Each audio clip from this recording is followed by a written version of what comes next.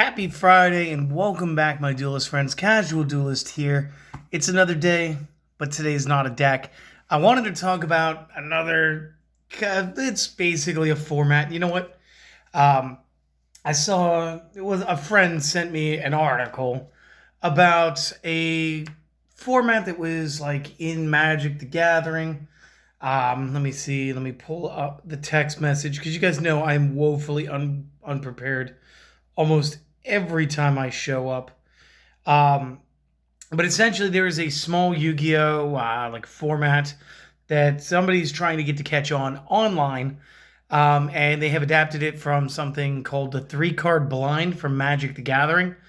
Now, I guess that the general consensus was that you get three cards for your deck. You will draw these three cards. So you get three, only three. So that is, you have no main deck afterward. So I'm unsure of whether or not it's literally, seeing who can build a better board within just the three cards. And it seems to me that the extra deck would be unlimited. So again, not a lot you're really going to do there unless you just somehow manage to bounce around with your extra deck, I guess. So I wanted to take this a step further. Again, I don't have any term or name for this. If you guys want to try to come up with a name right now, Celestial jokingly said we ought to call this triple triple. So I said, doing one throw seems kind of unfair.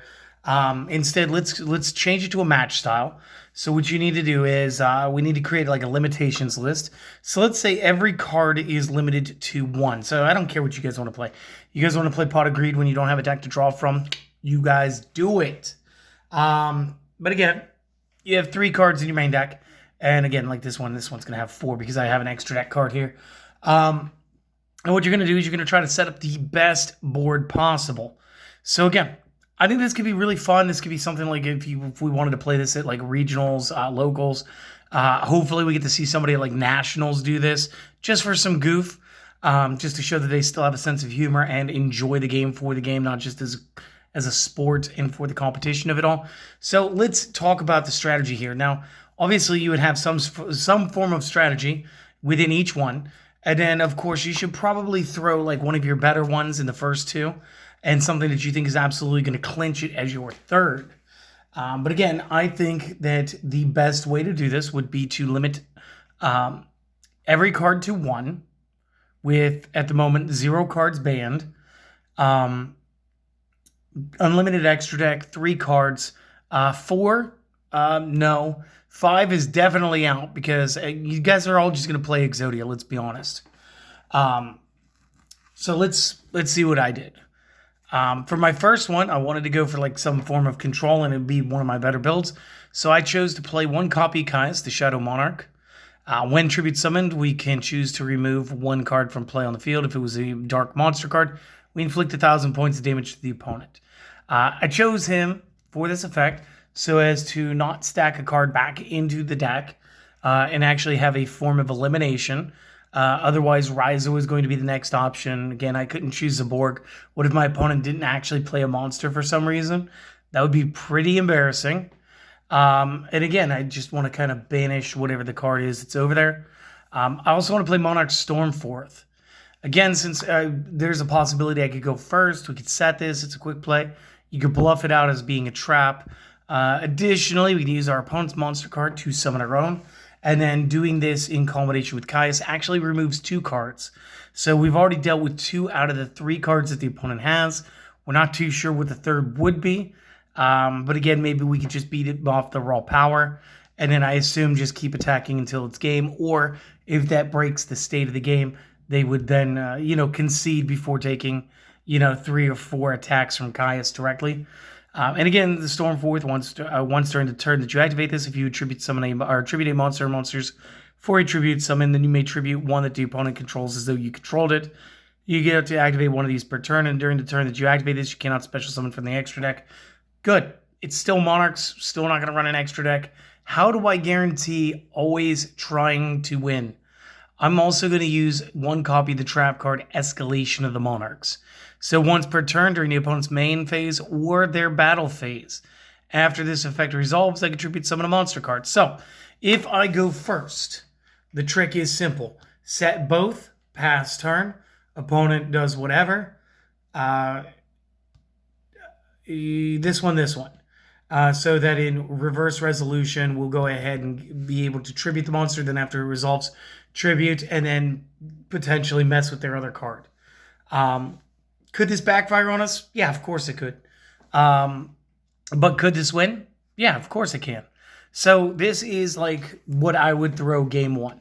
Now, again, the one thing I was trying to get out, and of course I get a little excited when I'm talking about something like this, these cards cannot be used in any of my other builds for this match setup. So, again, not only is it I can only have like one Monarch Stormforth, it can only be one amongst the three. So, again, just makes you try to expand out and play different decks.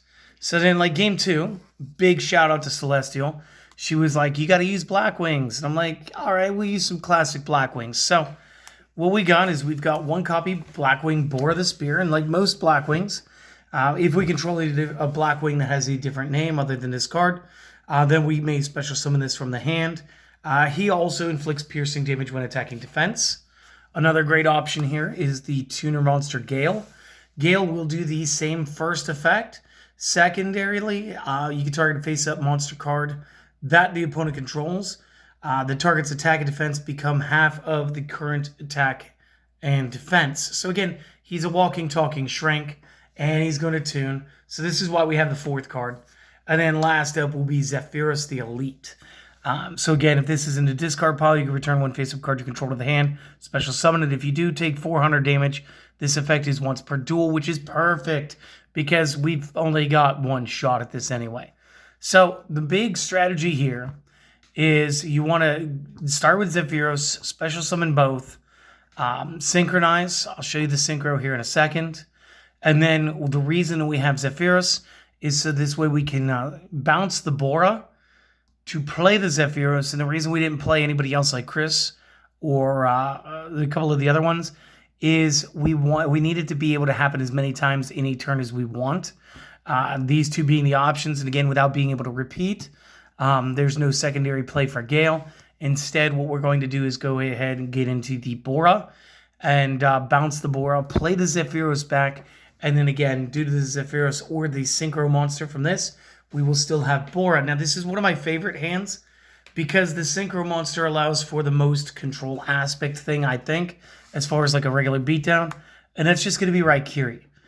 So again, he's just 7 stars. If Synchro summoned using Blackwing Monsters material, he's technically also a tuner. So again, if with the Bora or the Zephyros, you felt the need to go to an 11-star for some reason, you can. Once per turn, you may target cards the opponent controls on the field up to the number of other Blackwings you control to destroy them, which will be 2. So again, we're going to be able to destroy 3 things because you got to remember, Gale should or could have shrank a card while giving us an offensive force. Now, of course, generally setup is going to win. So again, I place the second just in case the Monarchs don't do so well. Second round, I should end up going second just based on the way that my opponent wants to play. Or if I lost the first round, I'm going to go second. I'm just going to choose it and not leave it up for debate. So again, a little bit of psychology going into this round, but it's still pretty cool. And again, it just plays out pretty well. So that is round 2. So round 3, you got to be a little bit goofy. You got to be a little unique, right? And this was part of the article snippet screenshot that I was sent. So no, I can't take credit for this. I wish I could. So I want to start backwards. I want to say that this one is going to use the Wall of Revealing Light. Now, this seems goofy, especially when you realize how easy it is to place Tremendous Fire in a deck. But again, like, who's going to do that? You get 3 cards to win. If it doesn't really help you, it doesn't matter if it could be situationally good. You really have to trim all the fat out of this and make this as lean as you can. So we want the Wall of Revealing Light for our life pay in multiples of 1,000. That is important. Moving on, we want to use the last turn trap card. Now, I'm not sure exactly that this one's actually going to work, but this one's pretty goofy. So this can only be activated during the opponent's turn when your life points are at 1,000 or less while revealing light. Again, chances are we chose to either go first or second. If we go second, we're good. If we go first, we're even better. Again, select one monster on my side of the field. Send all other cards on the field and in the owner's hands to their discards. After that, the opponent selects and special summons a monster from their deck in face-up attack and attacks your selected monster. Damage from this is 0. The player whose monster remains on the field at the end phase of the turn wins the duel. Any other case is a draw. Guys, my opponent isn't going to get the special summon. So just real quick, pause the video. I want you guys to, in the comments, go ahead, take your guess, and we'll see if you're right. So go ahead, do that. And while you're doing that, I'd like to thank you guys for stopping by watching this today. I get really excited when we get to talk about some new formats and stuff. And again, if this is content that you guys enjoy, you know, maybe support the channel. It's super easy. It doesn't cost you guys anything. It costs you guys like 20 seconds. All I'm asking for is a thumbs up, maybe, and a comment, maybe. Again, you already watched the video, so that's fantastic. You did more than you already had to. You gave me your time. Additionally, maybe subscribe if we've earned it. Don't if we haven't, but definitely come back and check it out later. I hope to get that subscription from you guys at some point, and I'm going to keep doing my best until I get it. And yeah, let's give you guys that last card, right? So the card was Jowgen the Spiritualist. And this is the reason why I'm not sure if this one was going to work, because I don't know if we're going to be allowed to activate the last turn if technically our opponent couldn't do it.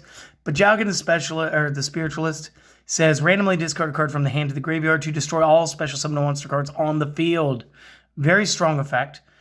In addition, as long as this card remains face up on the field, no monsters can be special summoned. So again, if he's face up, no special summoning. And we could blow up every special summon card. Again, this is an old copy. This is Labyrinth of Nightmare. I'm sure there's an errata out there somewhere that I just didn't bother to check in on before doing this. But this is a newer last turn. So I know that the text has been clarified. But I'm just not sure if this interaction is going to work 100% the way I want it to. But I wanted to show it off as sort of like this could be sort of like a big what if, and also to kind of get you guys to get more creative and tell me what your 3-card combinations would be as well.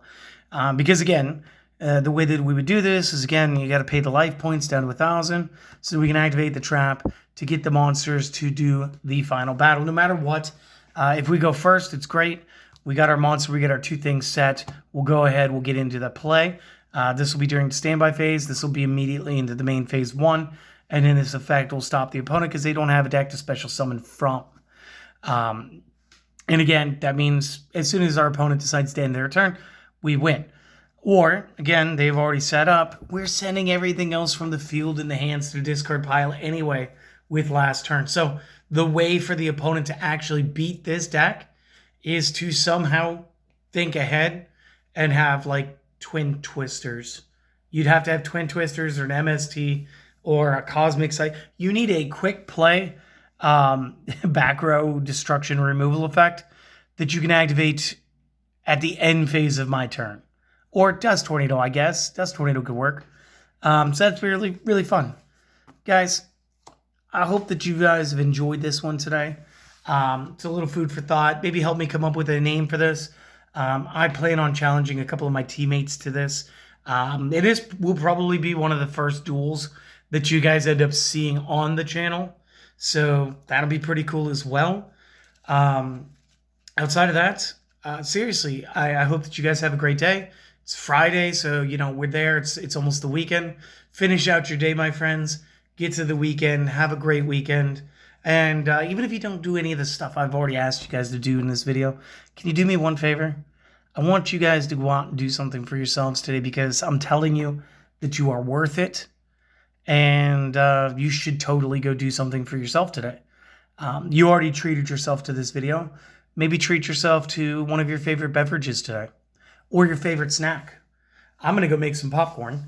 And then I'm going to go make another video for you guys for tomorrow. So hopefully I get to see you guys again then. Later.